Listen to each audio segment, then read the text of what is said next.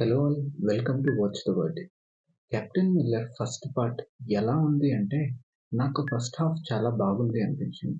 Second half చాలా ఫ్లాట్గా అయిపోయింది అనిపించింది. ఓవరాల్గా ఈ మూవీ నాకైతే యావరేజ్గా నిలిచింది.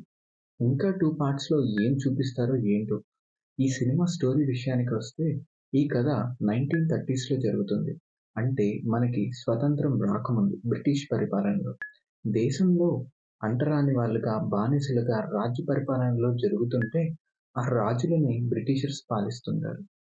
ఇద్దరి దగ్గర బానిసలుగానే ఉన్నాం, బ్రిటిష్ ఆర్మీలో చేరితే అయినా గౌరవం దక్కుతుంది అని భావనతో ఉంటాడు మన ధనుష్. ఆర్మీలో చేరాలి అని ముందే అనుకున్నా, ప్రేమ విఫలం అవ్వటంతో ఆ కోరిక బలపడుతుంది.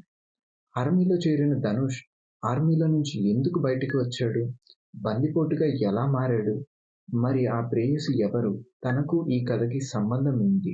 అసలు అగ్నీశ్వర కెప్టెన్ మిల్లర్‌గా ఎలా మారాడు అనేది మాత్రం మీరు థియేటర్‌లోనే చూడాలి. ఫస్ట్ హాఫ్‌లో స్టోరీ నరేషన్ ఎంగేజింగ్‌గానే ఉంటుంది. యాక్షన్ సీక్వెన్సెస్ కూడా బావుంటాయి. కానీ ఈ జనరేషన్‌లో వాళ్ళు ఈ స్టోరీకి ఎంతవరకు కనెక్ట్ అవుతారు అనేది చెప్పలేం. ఇప్పటివరకు చిన్న చిన్న హైస్ అండ్ లోస్‌తో సస్టైన్ అయిన ఈ మూవీ సెకండ్ హాఫ్ నుంచి కంప్లీట్ రొటీన్‌గా, ప్రెడిక్టబుల్‌గా అయిపోతుంది. యాక్షన్ సీక్వెన్సెస్ ఇంకా బెటర్‌గా కొరియోగ్రాఫ్ చేసుకుంటే బాగుండేదనిపించింది. గూస్ బంప్స్ రావాల్సిన సీన్స్‌కిచ్చిన బీజీఎమ్స్ అయితే అస్సలు వర్కౌట్ అవ్వలేదు.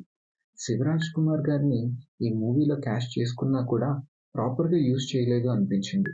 సందీప్ కిషన్ రోల్ బాగుంది కానీ ఇంపార్టెన్స్ ఏంటి అని సరిగ్గా చూపించలేదు. ఈ మూవీ హీరోయిన్ బ్రదర్ రోల్ చేశారు. అతని నేమ్ ఏంటో నాకు గుర్తులేదు గానీ, అతను మాత్రం క్యారెక్టర్ లాస్ట్ వరకు సూపర్‌గా మెయింటైన్ చేశారు. అండ్ సర్ప్రైజింగ్‌లీ హీరోయిన్‌ని సాంగ్స్, రొమాన్స్ అని కాకుండా స్టోరీకి లింక్ చేసి ఇంపార్టెన్స్‌ని క్రియేట్ చేసిన విధానం నాకు నచ్చింది. ఇక ధనుష్ గారి యాక్టింగ్ గురించి చెప్పాల్సిన పని లేదు. హి నెయిల్డ్ ఇట్. ఏజ్డ్ చింతపండు చాక్లెట్ అని చెప్పేవాడుగా, అది చిన్నప్పుడు తిన్న వాళ్ళకి ఇప్పుడు తినిపిస్తే మళ్ళీ నచ్చుతుందేమో కానీ, ఈ జనరేషన్ వాళ్ళకి పెద్దగా నచ్చకపోవచ్చేమో. మరి ఇదెందుకు చెప్పావు మధ్యలో అని అంటే, ఈ సినిమా కూడా పాత చింతకాయ చాక్లెట్ లానే ఉంటుంది. కనెక్ట్ అయితేనే నచ్చుతుంది. లేకుంటే బోరింగ్, బోరింగ్, బోరింగ్ అనిపిస్తుంది. సెకండ్ పార్ట్ రివెంజ్ స్టోరీ అని లీడ్ వదిలారు. చూద్దాం, ఆడది తలుచుకుంటే రాజ్యాలే కూలిపోతాయి అంటారు. నెక్స్ట్ పార్ట్‌లో ఏం జరుగుతుందో ఎలా చూపిస్తారో. ఈ సినిమాలో నాకు మిగిలిపోయిన ఒక డౌట్ ఏంటంటే, కెప్టెన్ మిల్లర్ అనే నేమ్ యాక్చువల్‌గా బ్రిటిష్ వాళ్ళు ఇస్తారు. కానీ ఆ నేమ్‌ని తను అంత సొంతం చేసుకోవడానికి గల కారణం ఏంటి అనేది చూపించలేకపోయారు అనిపించింది. మీకేమైనా తెలిస్తే కింద కమెంట్స్‌లో చెప్పండి.